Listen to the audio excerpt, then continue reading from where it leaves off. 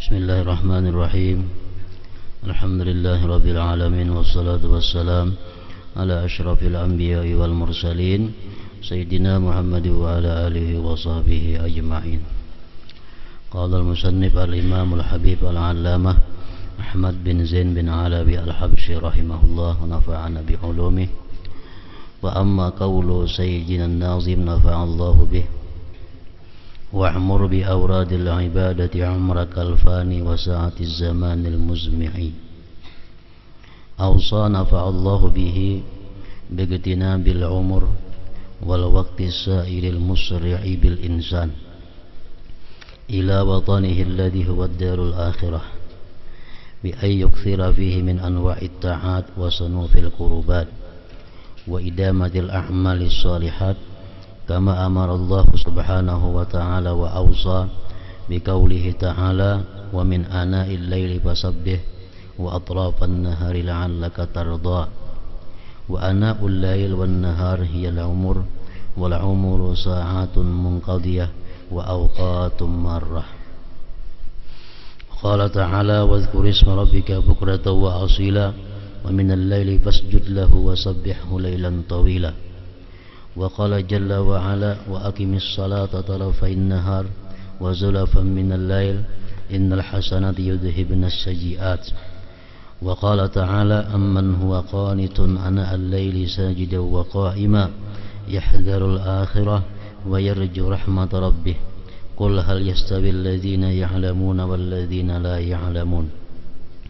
Wa qala ta'ala wal ladhina yabituna li rabbihim sujjadan wa qiyama. وقال تعالى ولا تطرد الذين يدعون ربهم بالغداة والعشي إلى آخر.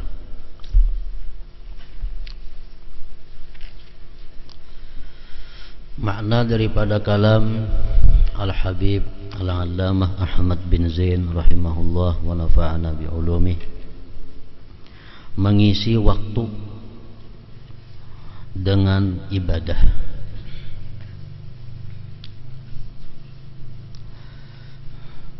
Wa'mur bi awradil ibadati umrakal fani wa sa'atiz zamanil muzmi'i. Dengan berbagai wirid ibadah makmurkanlah, hidupkanlah umurmu yang fana dan juga waktu yang cepat berlalu. Artinya di sini beliau menyuruh kaum muslimin dan muslimat untuk menghidupkan waktu-waktu, menghidupkan umur dengan berbagai macam wirid ibadah.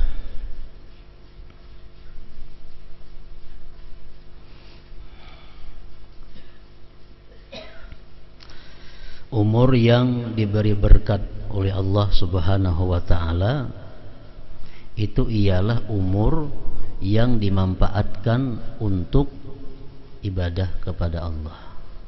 Itu ngarannya adalah umur yang diberkati. Sedangkan umur yang tidak diberkati itu ialah umur yang tersia-sia, waktu yang terbuang-buang untuk hal-hal yang kada ada manfaatnya, apalagi waktu atau umur digunakan untuk maksiat kepada Allah subhanahu wa ta'ala. Nah, ini umur yang tidak diberkati oleh Allah subhanahu wa ta'ala.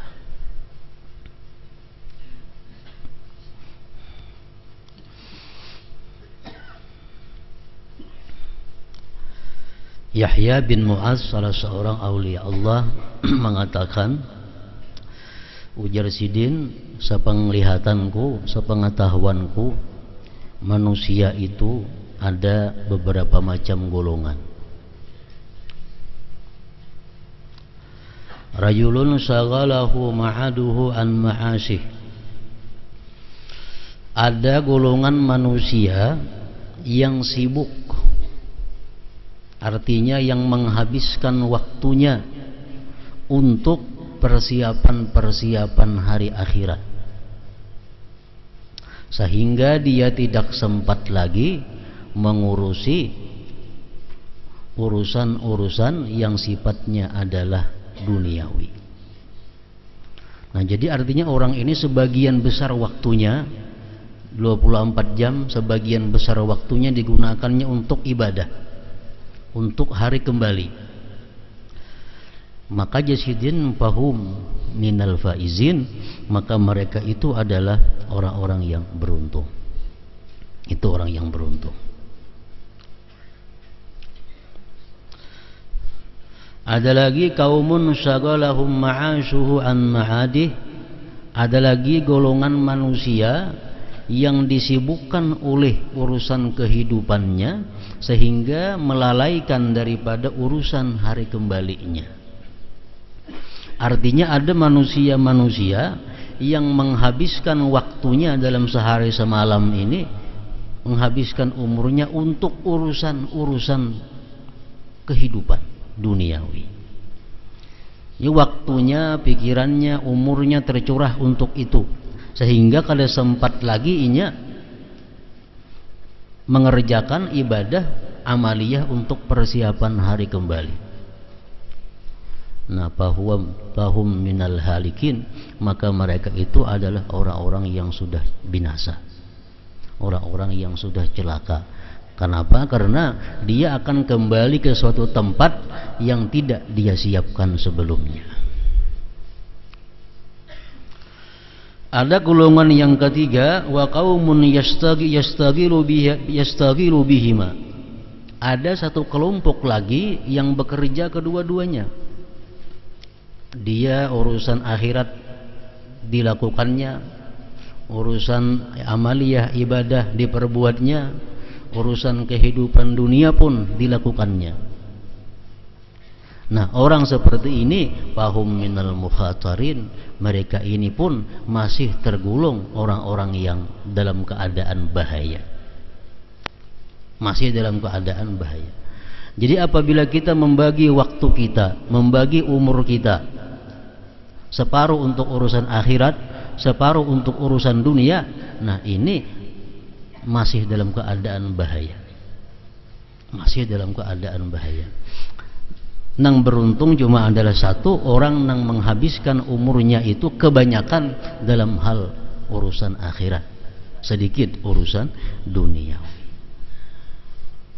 Perkataan Yahya bin Mu'adz radhiyallahu anhu.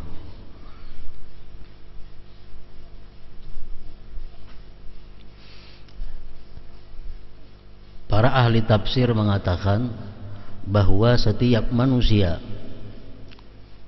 yang berhadapan dengan malaikat maut itu pasti manusia ini minta timpu. Pasti manusia ini minta diberi sedikit lagi umur.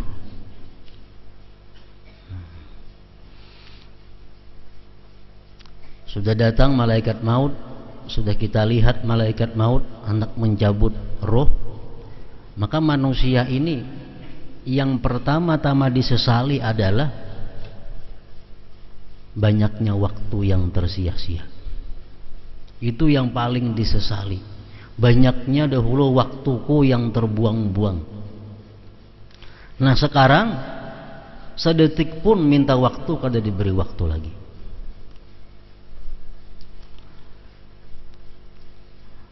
Laula akhartani ila ajalin qarib fa asaddaqa wa akum minas salihin. Ujar seseorang yang sudah melihat malaikat maut itu, laula akhartani ila ajalin qarib, adakah tidak engkau berikan aku sedikit masa, fa asaddaqa, maka aku bisa bersedekah, maka aku bisa melakukan satu ibadah, wa akun minas salihin, dan aku termasuk orang-orang saleh. Jadi yang dibutuhkan oleh seseorang ini pada waktu sudah berhadapan dengan malaikat maut itu, yang diperlukannya cuma adalah untuk mengucapkan kalimat menyedekahkan harta. Minta kepada malaikat maut supaya diberi waktu Untuk apa? Untuk sekadar mengucapkan bahwa hartaku itu seluruhnya aku berikan, hartaku seluruhnya aku wakafkan. Minta waktu berapa detik? Wala yuakhirallahu nafsan idza jaa ajaluha. Allah tidak akan menunda sedikit pun umur yang sudah sampai batasnya. Allah akan memberi lagi. Jadi yang paling disesali dalam akhirat kaina adalah waktu yang terbuang sia-sia tanpa digunakan ibadah kepada Allah Subhanahu wa ta'ala.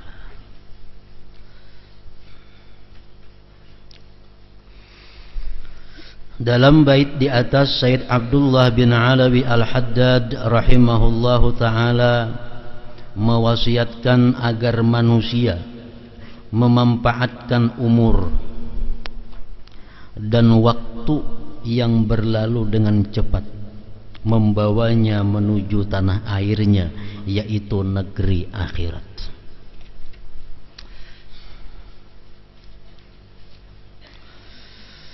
Memanfaatkan umur itu dengan melakukan ketaatan,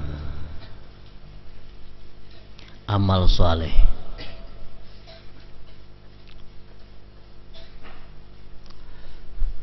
Sebagaimana telah diwahyukan dan diwasiatkan oleh Allah Subhanahu wa ta'ala dalam wahyunya, wa min ana'il laili fasabbih wa atrafan nahar la'allaka tarda. Dan bertasbihlah pula di malam dan siang hari supaya kamu merasa senang. Maksudnya merasa senang dengan pahala balasan yang akan diberikan oleh Allah Subhanahu wa ta'ala.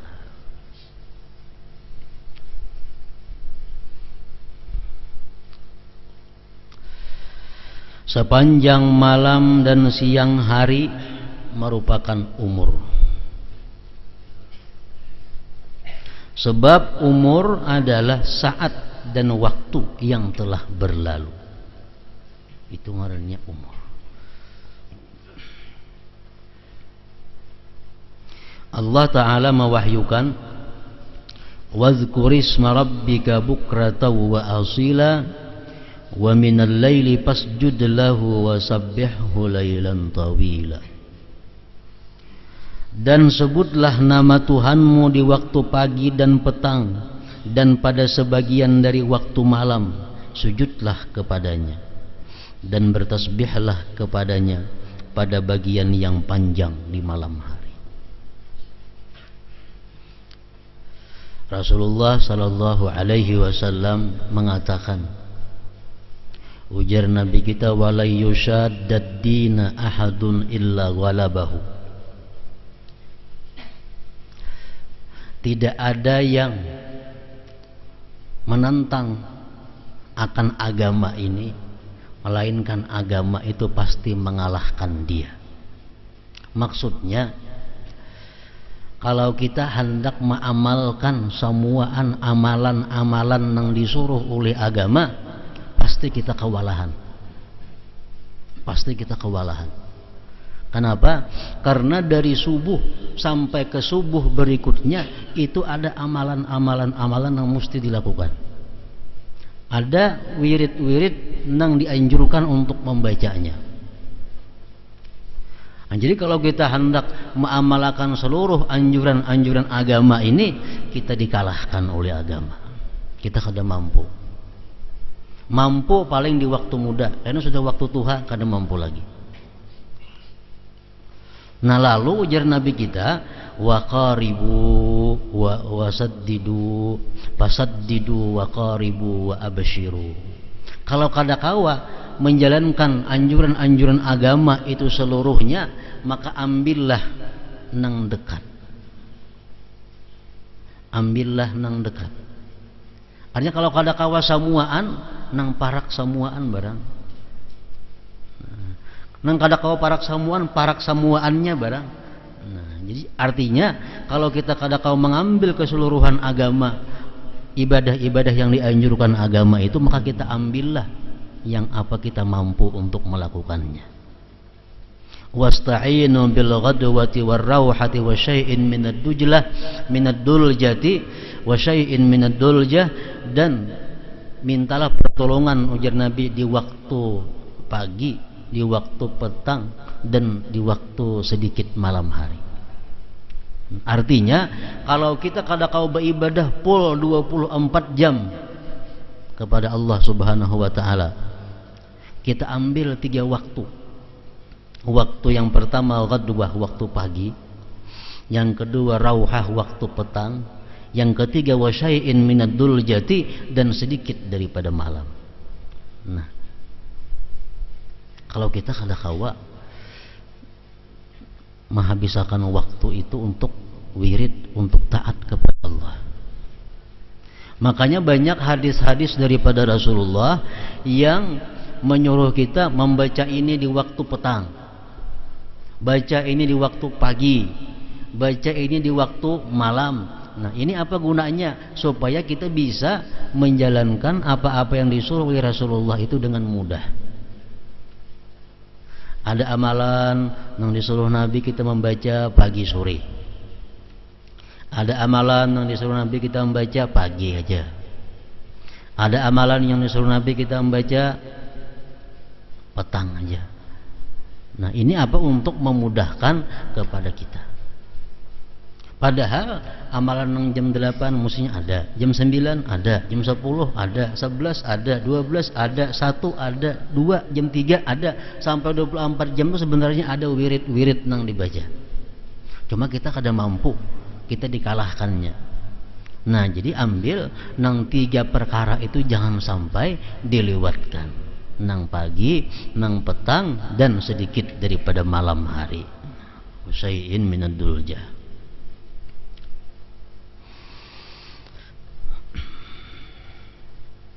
Ada hadis Rasulullah yang artinya barang siapa ujar Nabi kita membaca a'udzubillahi samiil alim minasyaitonir rajim di awal ratibul atas tuh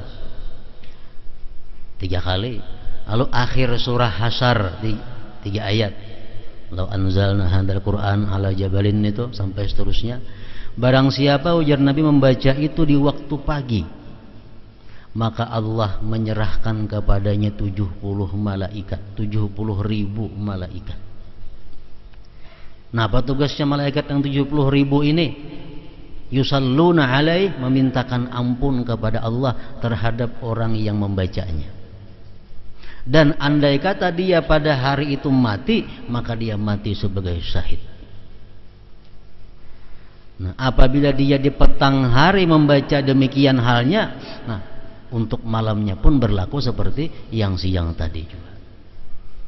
Nah, makanya ini amalan Nabi kita memberi subuh, imbah asar atau imbah maghrib.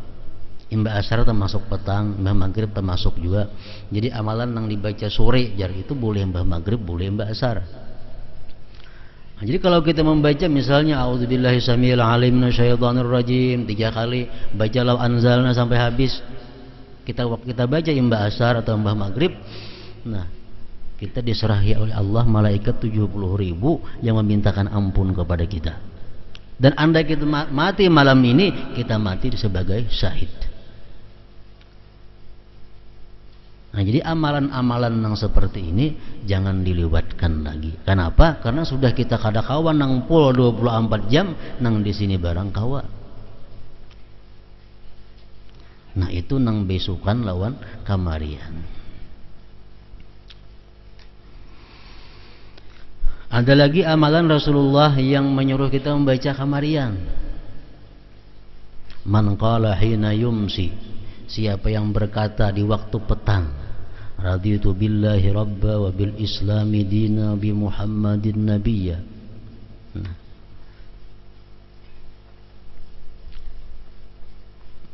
pastilah Allah Subhanahu wa taala akan memberikan keridhaan kepadanya.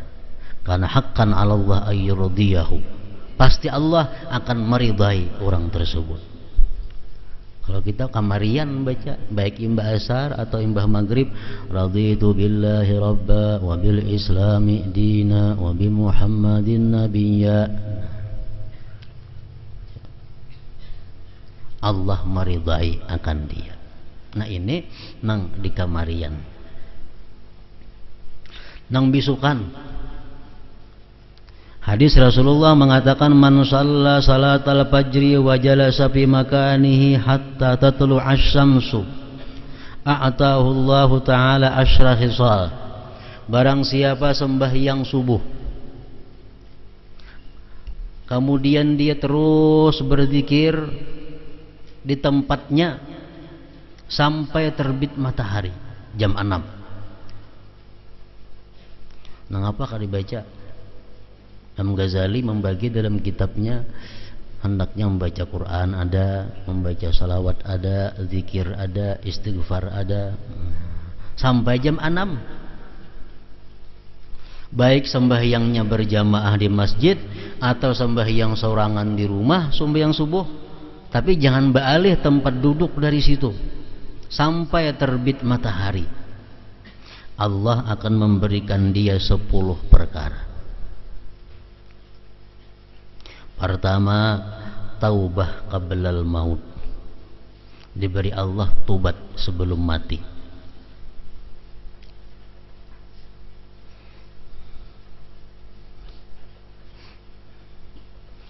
Wasaniha, yang kedua, ujar Nabi kita, barakatum bi rizqih.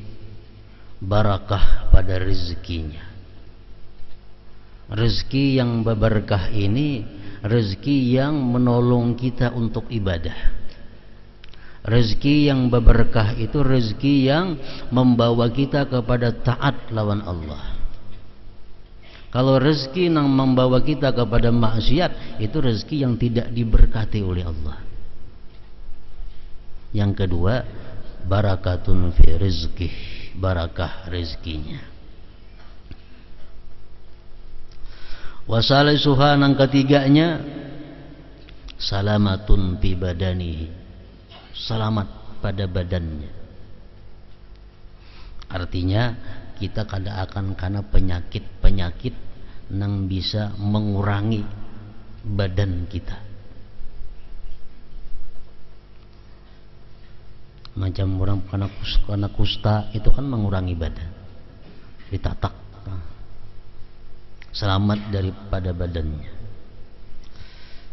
Warabi'uha, yang keempat, ujar Nabi, mahabbatun fi qulubil khalqi, kecintaan di hati makhluk kepadanya.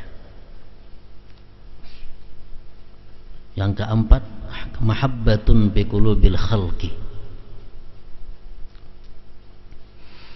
Wa khamisuha, yang kelima, yurfa'u anhu dhikul aish, diangkat daripadanya kesulitan hidup, kepicikan hidup.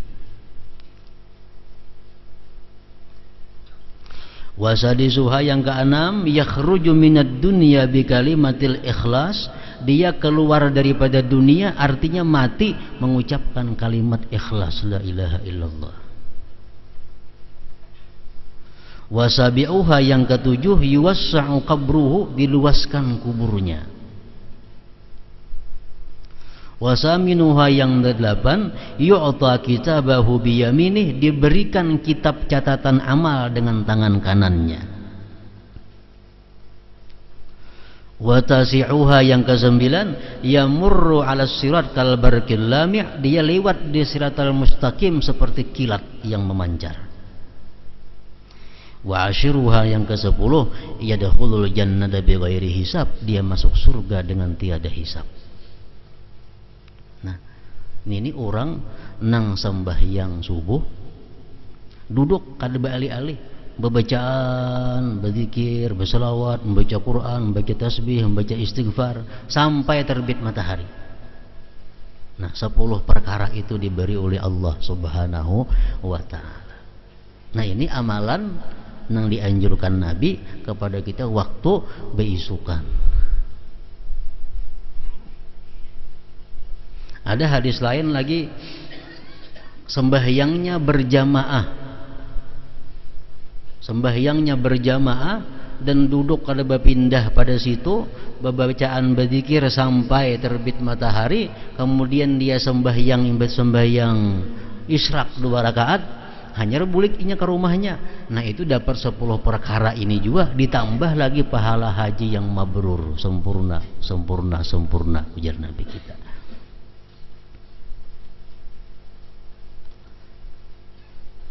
Nah jadi kalau kita kawa menghidupkan waktu kita, umpamanya bisukan kayak ini tadi, kamarian itu kita imbah maghrib, waktu kita berisi sampai ke isya, nah kayaknya ada di tengah malam sedikit, nah itu sudah kita termasuk orang yang memakmurkan waktunya, memakmurkan waktunya. Jadi subuh sampai terbit matahari, imbah maghrib sampai isya ba'amaliyah, kayaknya di tengah malam ada sedikit waktu disediakan, sudah termasuk ujar Nabi tadi, wasta'inu bil ghadwati war rauha wa syai'in minad duljati.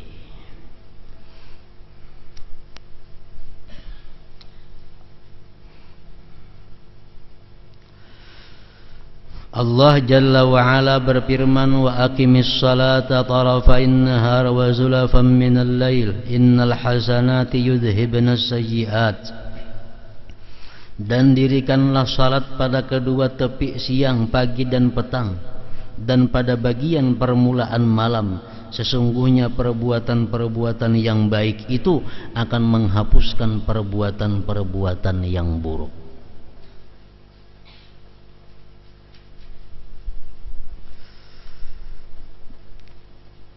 Ini wa aqimis shalah tarafain nahar wa zulafan minal lail adalah sembahyang 5 waktu maksudnya.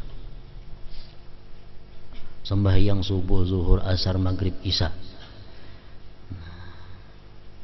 Kita sembahyang yang 5 waktu itu adalah menghapuskan perbuatan-perbuatan yang buruk yang kita lakukan di sela-selanya, di tengah-tengahnya.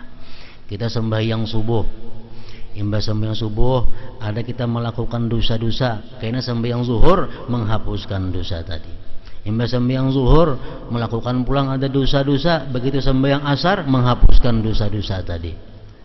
Imbas asar berbuat dosa pulang, sembahyang maghrib menghapuskan dosa-dosa nang imbas asar itu sampai seterusnya. Nah, yuzhibna sayyiat. Asalkan ujar Nabi kita dijauhi dosa-dosa yang besar. Majtuni batil kabair, selama dijauhi dosa-dosa besar. Jadi kalau dosa kecil aja dapatnya sampai yang 5 waktu ini terhapus dengan sendirinya.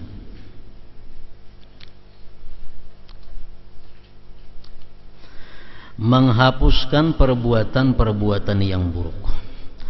Amman huwa qanitun ana al-laili sajidan wa qa'ima yahdharul akhirata wa yarju rahmata rabbih qul hal yastawi alladhina ya'lamuna walladzina la ya'lamun.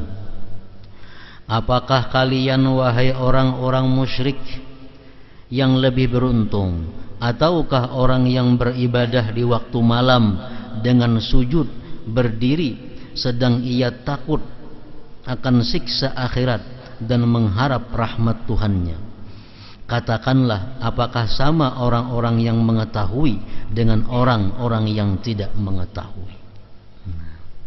Ini ayat adalah menganjurkan kepada kita untuk sembahyang di malam hari.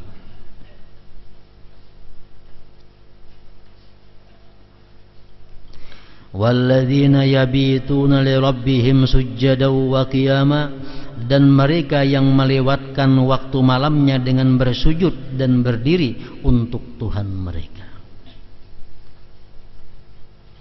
Rasulullah mengatakan, ujar Nabi kita, man qama bi asyri ayatin lam yuktab minal ghafilin.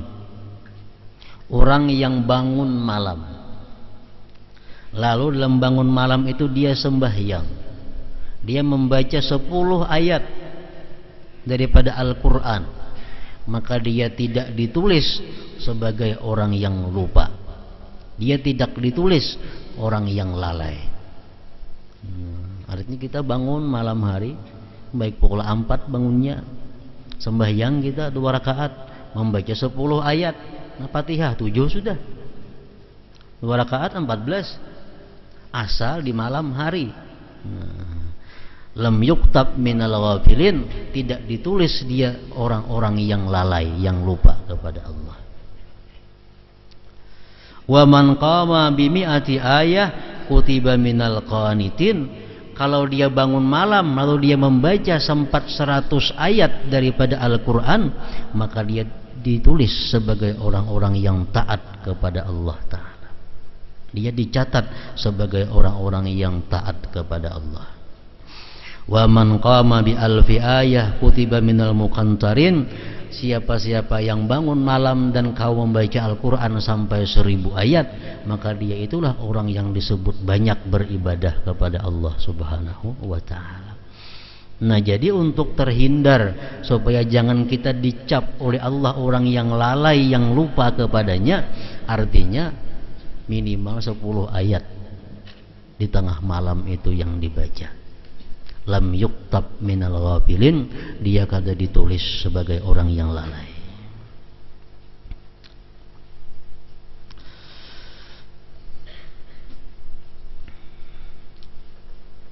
Wala tatrudil ladina yad'una rabbahum bil ghadati wal 'ashi, dan janganlah kamu usir orang-orang yang menyeru Tuhannya di waktu pagi dan petang hari. Nah, orang-orang yang beribadah kepada Allah, orang-orang yang berwirid pagi dan petang, itu dimuliakan oleh Allah. Dan Rasulullah pun dilarang oleh Allah untuk menjauhkan mereka itu. Dalam tafsir-tafsir disebutkan, seperti Al-Qurtubi menyebutkan dalam tafsirnya, ini ayat di Mekah. Di Mekah itu orang-orang yang masuk Islam adalah orang-orang yang du'afa. Yang masuk Islam di Mekah itu orang-orang yang lemah, yang fakir, yang miskin, budak, hamba. Nah, mereka ini selalu berada di sekitar Rasulullah, di sekitar Rasulullah. Sedangkan nang kafir-kafir ini orang nang kaya-kaya, orang nang berpangkat-pangkat tuh kafir. Nah, mereka kada hakun baparak Nabi, nang kaya-kaya, nang kafir-kafir ini kenapa? Karena di sekeliling Nabi itu orang-orang nang fakir miskin. Lalu mereka mengusul kepada Rasulullah, wahai Muhammad, kami hakun bakawan lawan ikam, kami hakun dekat lawan ikam, asalkan dulu ikam jauhkan orang-orang fakir itu dari sisi engkau. Allah menurunkan ayat, jangan hai Muhammad, jangan turuti kemauan mereka itu. Wala tatrudil ladzina yad'una rabbahum bil ghadati wal 'ashi, jangan kau usir mereka-mereka yang beribadah kepada Allah di waktu pagi dan petang itu. Artinya orang yang beribadah di waktu pagi dan petang sudah dapat kehormatan daripada Allah Subhanahu wa ta'ala. Apalagi tambahan daripada pagi dan petang itu.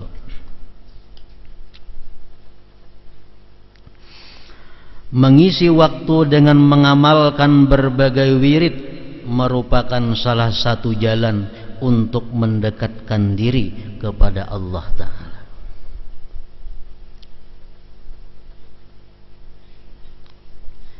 Wirid, menurut sebagian ulama, wirid itu artinya amal ibadah, sesuatu yang kita lazimkan hari-hari.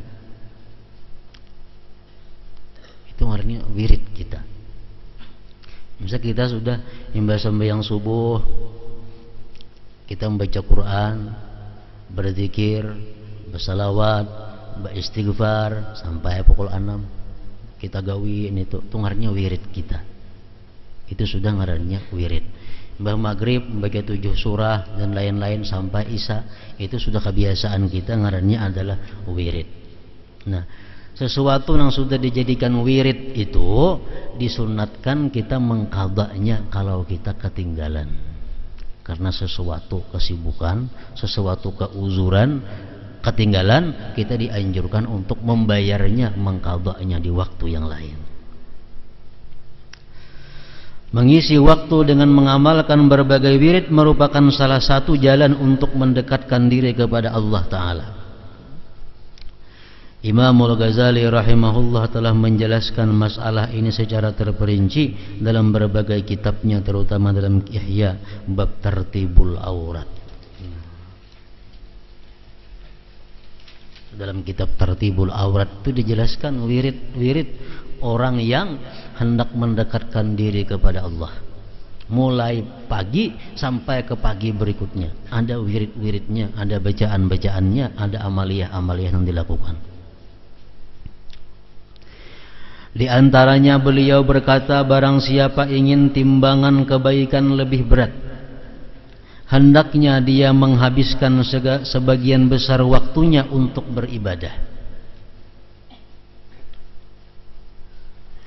Barang siapa ingin masuk surga tanpa hisab perhitungan, maka hendaknya dia menghabiskan waktunya untuk melakukan berbagai ketaatan kepada Allah.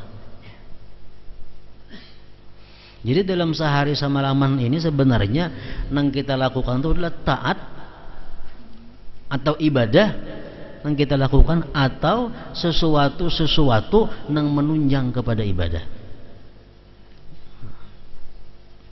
Kita beribadah, tuntung beribadah, hendak makan. Makan ini pun bisa dikatakan bernilai ibadah kalau tujuan kita untuk menunjang ibadah. Tuntung makan, umpamanya kita mencari rezeki yang halal untuk membiayai diri, membiayai keluarga. Nah, itu pun bisa dikatakan perbuatan yang bernilai ibadah. Habis beribadah, makan niat supaya kau beribadah, mencari rezeki yang halal dengan jalan yang dibenarkan oleh Allah, dengan aturan-aturan yang diatur oleh agama, dengan niat untuk membiayai hidup anak, keluarga seorang, itu bisa dikatakan bernilai ibadah. Nah, kemudian lagi habis itu guring, di siang hari guring. Alasan guring apa? Supaya kita malam hari kau bangun di tengah malam. Nah, guring siang hari ini pun bernilai ibadah.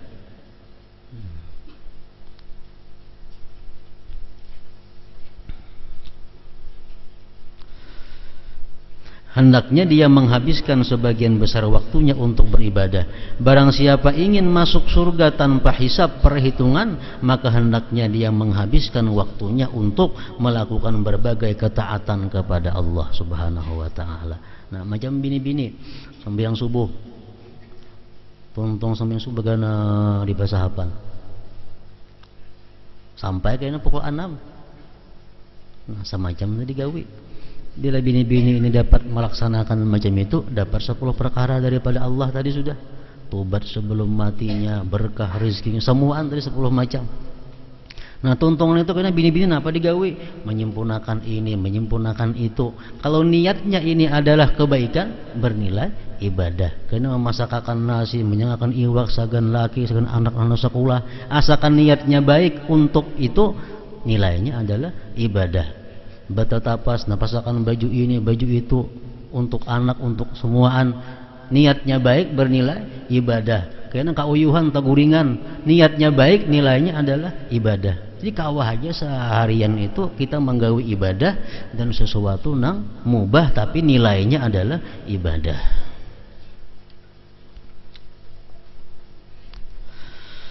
Orang yang amalnya bercampur sebagian baik dan sebagian buruk, nah maka keadaannya sangat mengkhawatirkan. Masalahnya mengkhawatirkannya itu apa? Kalau kita beramal, beribadah umpamanya dibagi dua, ibadah ada dan kada ibadah ada, ini mengkhawatirkan. Sebabnya amal ibadah yang kita lakukan itu belum tentu diterima oleh Allah Subhanahu wa ta'ala. Tapi kalau kita melakukan dosa, kita kada tobat, nyata dicatat sebagai dosa. Kita melakukan maksiat, ditulis dosa. Kalau kita tobat, amun diterima Allah tobatnya, ya dihapus berusia kada diterima. Makanya itu dalam bahaya, mengkhawatirkan. Akan tetapi dia tidak boleh berputus asa. Orang yang selama ini hidupnya banyak maksiat, banyak menghabiskan waktunya dalam hal-hal yang kada bermanfaat, itu kada boleh berputus asa. Semoga dengan kemurahannya Allah mengampuninya.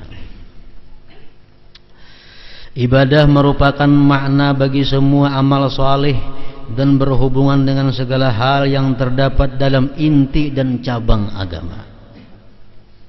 Pada hakikatnya ibadah adalah merendahkan diri kepada Allah Ta'ala dengan segenap hati, harta dan dirinya serta segala kegiatan lainnya. Allah Ta'ala mewahyukan, ya ayyuhan nasu ubudu rabbakum, wahai manusia, sembahlah Tuhan kalian. Artinya apa? Beribadahlah kepada Tuhan kalian. Wa'budu rabbakum, dan sembahlah Tuhan kalian. Wa ma khalaqtul jinna wal insa illa liya'budun, dan tidaklah kuciptakan jin dan manusia melainkan supaya mereka beribadah kepadaku. Para ulama mengatakan asal ibadah, pokok daripada segala timbulnya ibadah itu adalah 3 perkara. Pertama, khauf, takut kepada Allah. Ini pokok. Kalau kita takut kepada Allah Subhanahu wa ta'ala, buahnya apa? Tarkul ma'asi, meninggalkan maksiat. Kalau kita bujuran takut lawan Allah, sebenar-benar takut kepada Allah, jelas sudah tarkul ma'asi, meninggalkan maksiat. Jadi pokoknya ibadah atau taat itu yang pertama adalah takut kepada Allah. Yang kedua, ar-raja, mengharapkan rahmat Allah. Kalau kita bujur-bujur mengharapkan rahmat Allah, timbul apa? Ragbatun fit ta'ah, gemar pada taat. Coba nang tadi hadis Nabi tadi, kalau kita sembahyang subuh kemudian duduk di sajadah itu bebacaan sampai terbit matahari, Allah akan memberikan 10 perkara. Nah, ke-10 itu adalah rahmat daripada Allah. Kalau kita kepingin lawan yang 10 perkara itu, otomatis gemar dalam taat. Kalau kita kepingin, kalau kita mengharapkan dapat 10 perkara tadi, pasti kita gemar menggawin itu, melaksanakannya. Sembahyang subuh, bacaan sampai timbul matahari. Nah, amun kita kadada kegemaran kepada rahmat Allah, kita kadada kepingin kepada janji-janji baik Allah, kayak apa aja kadada kegiatannya, kadada kerajinannya, kegemarannya untuk taat kepada Allah. Orang mengamalkan ini, nah jangan masuk surga matinya. Munnya kada kepingin surga, kadanya manggawi. Orang yang mengamalkan ini 3 kali bisukan, 3 kali kamarian masuk surga. Inya kada kepingin surga, kada digawinya. Tapi kalau inya kepingin lawan surga, surga itu adalah rahmatnya Allah, tagawi itu, tagawi. Nah, jadi pokok taat ibadah itu yang kedua adalah mengharapkan rahmat Allah. Yang ketiga, pokoknya ibadah itu adalah al-hubbu, kecintaan kepada Allah.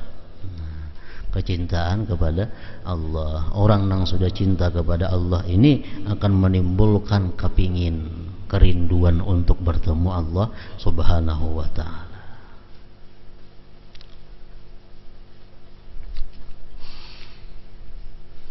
Sebagaimana ujar ba'du salaf tadi mengatakan, asal taat tadi ada 3, asal pokok maksiat pun ada 3.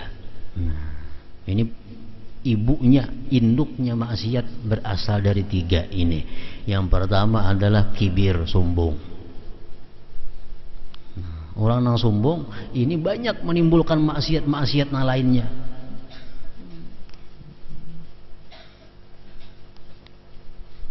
Yang kedua, al-hiris, tamak. Sifat tamak ini banyak menimbulkan maksiat. Mau mencuntan, tamak. Mau mengurangi takaran timbangan ukuran, tamak asalnya. Mau mengangkat pun orang, tamak asalnya. Nah, dari tamak ini saling banyakkan dosa-dosa di bawahnya. Yang ketiga, al-hasad, iri dengki. Orang yang iri dengki mau membunuh, menggibah itu sudahnya membunuh, mau macam Qabil lawan Habil. Nah, jadi 3 perkara itu pokok maksiat. Kalau kita kawa, kada ada sombong, kada ada tamak, kada ada iri dengki, selamat sudah. Maksiat yang lain umpat kada ada juga. Wa ma umiru illa liya'budullaha mukhlishina lahuddin. Padahal mereka tidak diperintahkan melainkan supaya menyembah Allah dengan mengikhlaskan ibadah kepadanya Allah. Wa'budullaha wa la tusyriku bihi syai'a. Sembahlah Allah dan janganlah kalian mempersekutukannya dengan sesuatu apapun. Innal ladzina yastakbiruna an ibadati, sesungguhnya orang-orang yang menyombongkan diri daripada menyembahku. Al-ayat. Orang yang mencurahkan dirinya untuk beribadah dan melakukan ibadah tersebut dengan senang hati tanpa memaksakan diri disebut sebagai abid. Abdun, hamba. Ini beribadah kepada Allah dengan senang hati, kadang dengan terpaksa.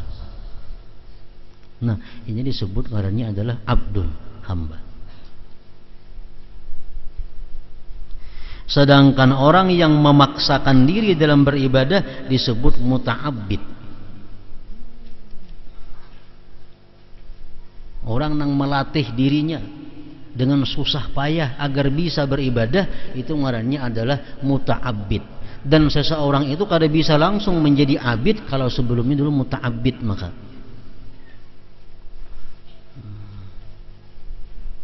ibadah itu bertentangan dengan hawa nafsu. Bertentangan dengan hawa nafsu. Nah, setiap kita melakukan ibadah, hawa nafsu kada katuju.